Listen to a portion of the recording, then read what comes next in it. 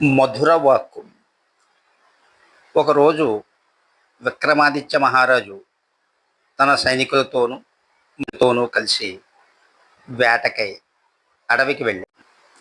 వేటాడుతూ వేటాడుతూ అడవిలో ఒకరికొకరు దూరమైనారు. ఓ చోట చెట్టు క్రింద నీడలో అంధుడు వృద్ధుడు అయిన ఒక సాధువు కూర్చుని ఉండగా చూచి విక్రమాదిత్యుడు, సాధు మహారాజ్, ఇటువైపుగా ఎవరైనా ఇంతకుముందు వెళ్ళా అని అడిగాడు.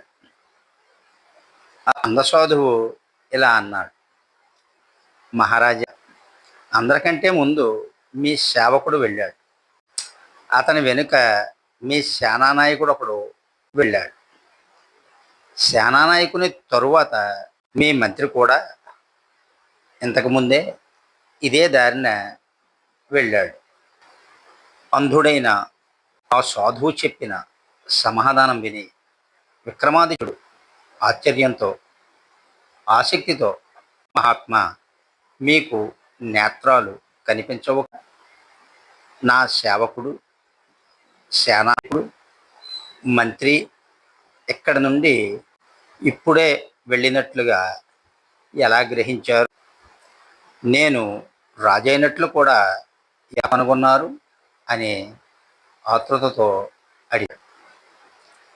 అంధుడైన ఆ సాధువు ఇలా చెప్పాడు: మహారాజా, ఆ ముగ్గురిని మిమ్ములను మీ మాటలను బట్టి విని కనిపెట్టాను. అందరికంటే ముందు సేవకుడు వచ్చి నాతో, ఏమిరా గుడ్డివాడా, ఇటు ఎవరైనా వచ్చారా అని అడిగాడు. మరికొంతసేపటికి సేనానాయకుడు వచ్చి, సూర్దాస్, ఇటు ఎవరైనా వెళ్ళారా అని అడిగాడు. చివరకు మీ మంత్రి గారు వచ్చి, సూర్దాస్జీ, ఇటు ఎవరైనా వెళ్ళారా అని అడిగాడు. మీరు వచ్చి, సాధు మహారాజ్, ఇటు ఎవరైనా బాటసారి వచ్చి వెళ్ళాడా అని అడిగారు.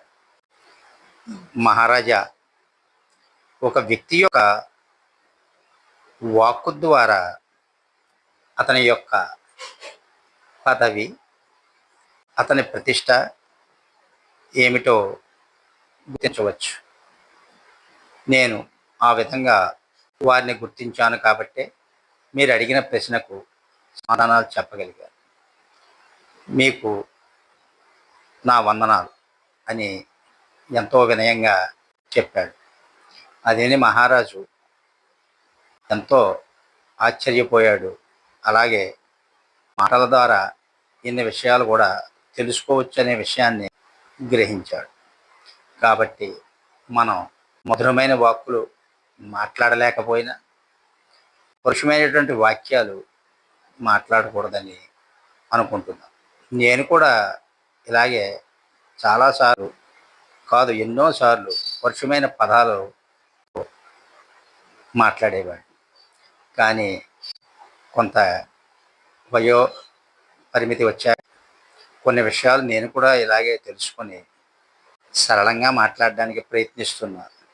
సర్వే జన సుఖినో భవంతు.